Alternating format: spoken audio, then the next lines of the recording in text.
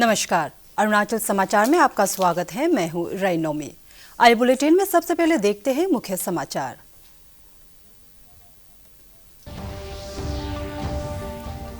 देश भर में कोविड टीकाकरण अभियान का ड्राई रन। राजधानी क्षेत्र ईटानगर में भी कोविड ड्राई रन आयोजित। केंद्रीय स्वास्थ्य मंत्री डॉक्टर हर्षवर्धन ने कहा, पूरे देश में कोविड का टीका सभी को लगाया जाएगा मुफ्त।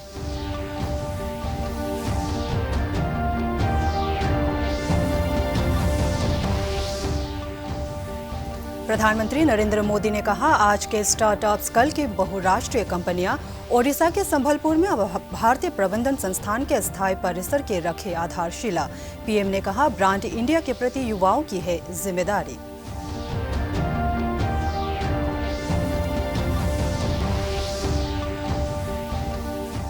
मुख्यमंत्री पेमा खांडू ने राज्यपाल डॉक्टर बीडी मिश्रा से की मुलाकात। नव वर्ष की शुभकामनाओं के साथ राज्य की विकास परियोजनाओं पर की चर्चा। राज्यपाल ने मुख्यमंत्री से कोविड टीकाकरण के लिए प्रभावी रणनीति के साथ कार्य करने की दी सलाह।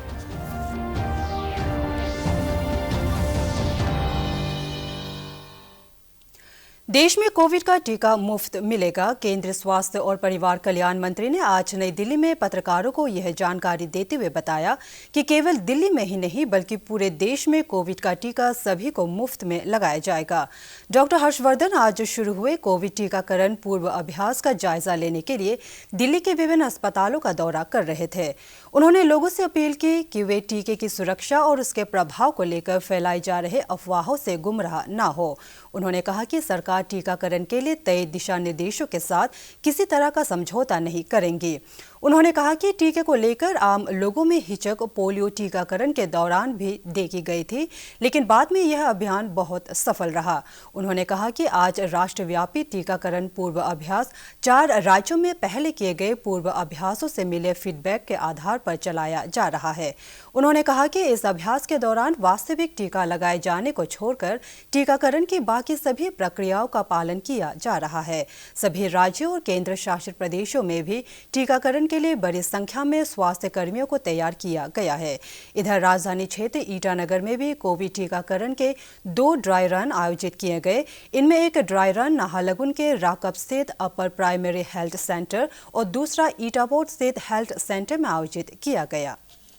लोगों को कोविड से हर प्रकार की प्रक्रिया के माध्यम से सुरक्षित रखना चाहती है। वैक्सीन का डेवलपमेंट भी उसी प्रक्रिया में से एक प्रक्रिया है। सबसे प्राइम हम लोगों का क्राइटेरिया अगर है तो वैक्सीन के ट्रायल्स में वो सेफ्टी है, एफिकेसी है, उसकी इम्यूनोजेनिसिटी है और इनमें से किसी भी चीज़ के ऊपर कोई कॉम्प्रोमाइज़ नहीं है। देशवासियों से अपील है कि ये वैक्सीन आपके स्वास्थ्य की रक्षा के लिए है। इसके बारे में कोई भी किसी प्रकार के भी अपने माइंड में मिसकंसेप्शन। देश में कोविड संक्रमण के सक्रिय मामले लगातार कम हो रहे हैं। कल सक्रिय मामलों में 4000 की कमी आई और इसके साथ ही यह करीब 2,50,000 रह गए हैं। रोजाना आने वाले नए मामले भी 20,000 से कम रह गए हैं। कल कोरोना के करीब 19,000 नए मामले सामने आए। संक्रमण से स्वस्थ होने के दर में भी सुधार हुआ है और ये 96.12% पर पहुंच गई है। अब तक 99 लाख से अधिक लोग स्वस्थ हो चुके हैं। कल 22,900 लोग स्वस्थ हुए हैं। कल देश भर में कोरोना से 224 लोगों की मृत्यु हुई है। इधर अरुणाचल प्रदेश में शुक्रवार को कोविड संक्रमण का एक भी नया मामला दर्ज नहीं किया गया, जबकि राज्य में कोविड रिकवरी दर बढ़कर 99.08% हो गई है। वहीं सक्रिय मामलों की संख्या 100 से भी कम हो गई है।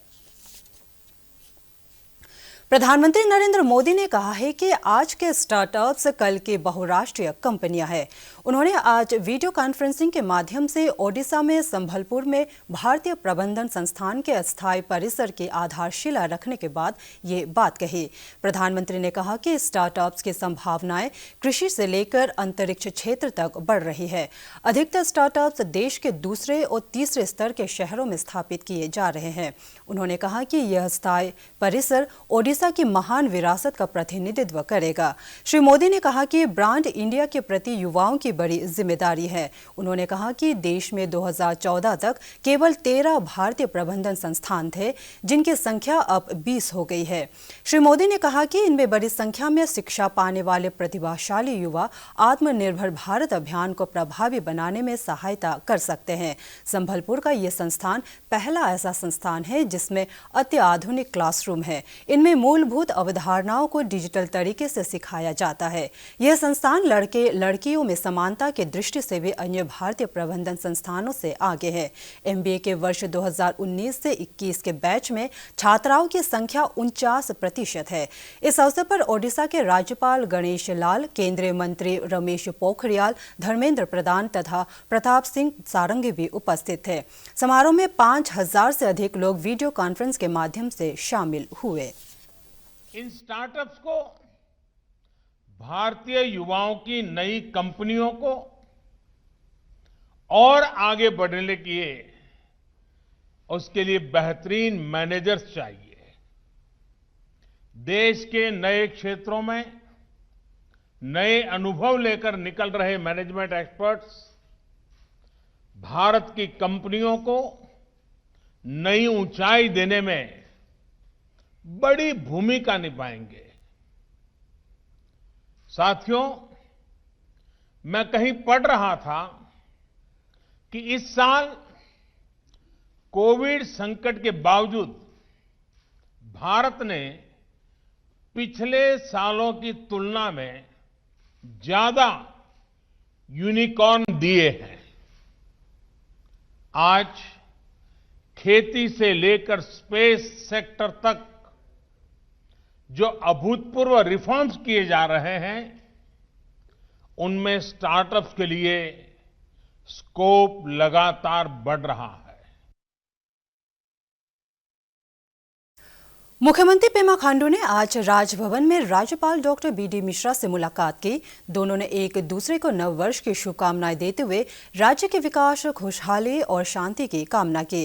राज्यपाल और मुख्यमंत्री ने राज्य के साथ साथ केंद्र सरकार द्वारा चलाई जा रही परियोजनाओं पर विस्तार पूर्वक चर्चा की। राज्यपाल ने मियाओ विजयनगर सड़क मार्ग के निर्धारित समय पर पूरा करने में हो रही देरी को लेकर अपनी चिंता जाहिर की। मुख्यमंत्री ने बातचीत के दौरान राज्यपाल को कोविड-19 के कारण धीमी पड़ चुकी परियोजनाओं में तेजी लाने के लिए उठाए जा रहे कदमों की भी जानकारी दी। दोनों ने कोविड-19 महामारी से बचाव के लिए दिए गए दिशा निर्देशों का कड़ाई से पालन सुनिश्चित करने के बारे में भी विचारों का आदान प्रदान किया। राज्यपाल ने मुख्यमंत्री को कोविड-19 टीकाकरण कार्यक्रम का राज्य में सफल क्रियान्वयन सुनिश्चित करने के लिए मुख्यमंत्री को एक ठोस कार्य योजना तैयार करने का सुझाव दिया। इस दौरान मुख्यमंत्री ने राज्यपाल को हाल ही में संपन्न हुए पंचायत चुनावों के साथ साथ शिक्षा, स्वास्थ्य और रिक्त पदों पर भर्ती के लिए उठाए जा रहे कदमों की भी जानकारी दी। राज्य के खेल और युवा मामले मंत्री मामा नातुंग ने कल राजभवन में राज्यपाल डॉक्टर BD मिश्रा से मुलाकात कर प्रदेश में खेलों से जुड़ी गतिविधियों और युवाओं के विकास के लिए सरकार के विभिन्न प्रयासों पर चर्चा की। राज्यपाल ने खेल मंत्री को राज्य के खेल प्रतिभाओं को बेहतर प्रशिक्षण के साथ अंतर्राष्ट्रीय स्तर की प्रतियोगिताओं के अनुकूल तैयार करने पर भी बल दिया। उन्होंने श्री नातुंग को राज्य की खेल प्रतिभाओं की पहचान कर प्रशिक्षण दिए जाने के लिए एक रोड मैप तैयार करने का सुझाव दिया, ताकि पूर्वोत्तर भारत में खेलकूद के क्षेत्र में अरुणाचल एक प्रमुख केंद्र के रूप में उभर सके।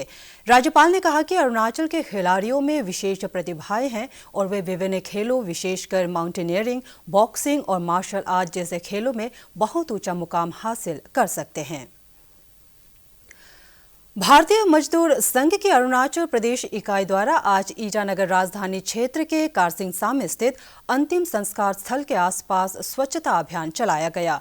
इस अवसर पर ईटानगर शहरी निकाय के आयुक्त सी चुकू, दोनी पोलो फेट एंड कल्चर सोसाइटी के अध्यक्ष बेंगिया आचुंग और ऑल अरुणाचल प्रदेश कामगार संघ के महासचिव तादर चाई सहित बड़ी संख्या में भारतीय मजदूर संघ के सदस्य मौजूद थे।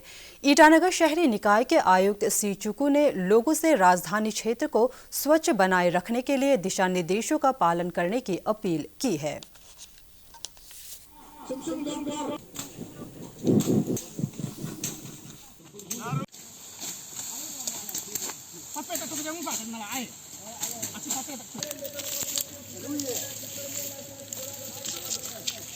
हम लोग का इसके लिए हमारे कमिश्नर की केस के रूप में आ रहा है। सब लोग आ जाइए।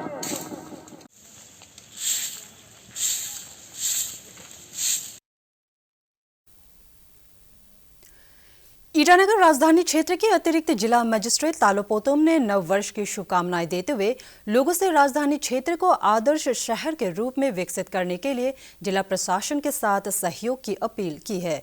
उन्होंने लोगों से ईटानगर को स्वच्छ शहर बनाने के लिए कूड़े का सही जगह पर निपटारा करने, मॉडल सिटी बनाने के लिए भूमि का अतिक्रमण न करने, प्रशासन की पूर्व अनुमति के बिना निर्माण कार्य के लिए पहाड़ों को न काटने, वन और वन्य जीवों का संरक्षण करने की अपील की है।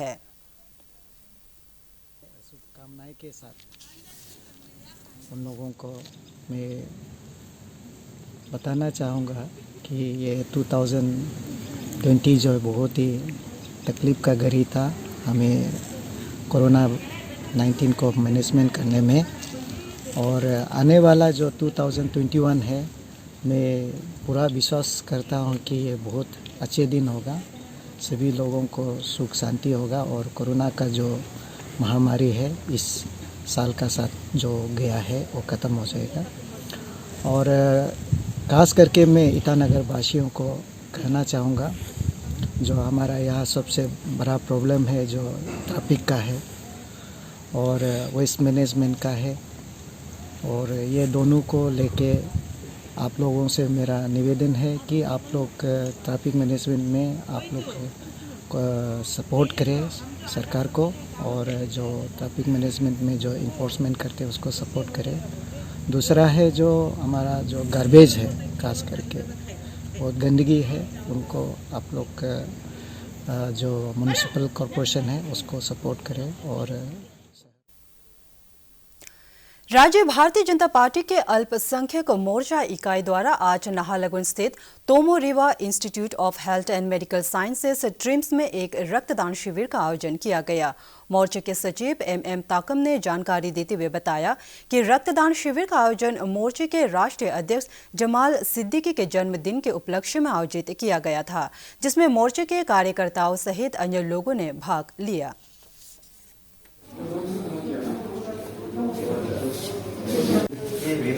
कुछ जरूरत नहीं थी ना, अब हम लोग जरूरत है तो ये सबका सभी लोग को चाहते हैं।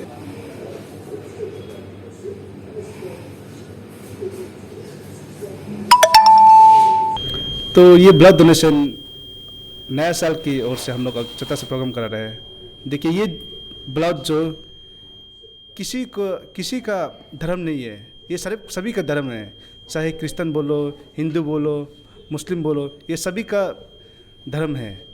ये मैं मानता हूँ कि खून देना सभी के लिए अच्छा है। आपका अपर सियांग जिले के गेलिंग से शुरू ब्रह्मपुत्र आमंत्रण अभियान दल का कल डिब्रूगढ़ में पहुंचने पर स्वागत किया गया। स्थानीय लोगों के विकास में नदियों के महत्व और साहसिक पर्यटन की संभावनाओं पर प्रचार प्रसार के लिए गत 23 दिसंबर को अरुणाचल के गेलिंग से निकले रिवर राफ्टिंग दल के सदस्यों में एक महिला राफ्तार भी शामिल हैं। अभियान का आयोजन लिविंग विद वाटर रिवर की थीम पर किया जा रहा है और इसका समापन आगामी 30 जनवरी को असम के धुबरी जिले में होगा।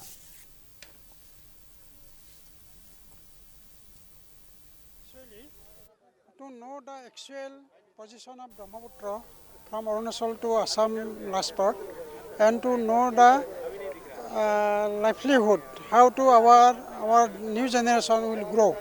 Our new generation should know to utilize the rivers, living with the rivers. This is the main thing. That program started this. Arunachal समाचार के आज के अंक में इतना ही। जाने से पहले आप सभी से अनुरोध है कि कोविड-19 के दिशा निर्देशों का पालन करें, हमेशा मास्क लगाए, बार बार हाथ धोए और सोशल डिस्टेंसिंग के नियमों का माने। हम कल फिर हाजिर होंगे अरुणाचल और देश दुनिया की खबरों के साथ। चलते चलते आपको बता दें, आप अरुणाचल समाचार हमारे YouTube channel DD news Arunachal पर भी देख सकते हैं। देखते रहिए अरुण प्रभा। नमस्कार।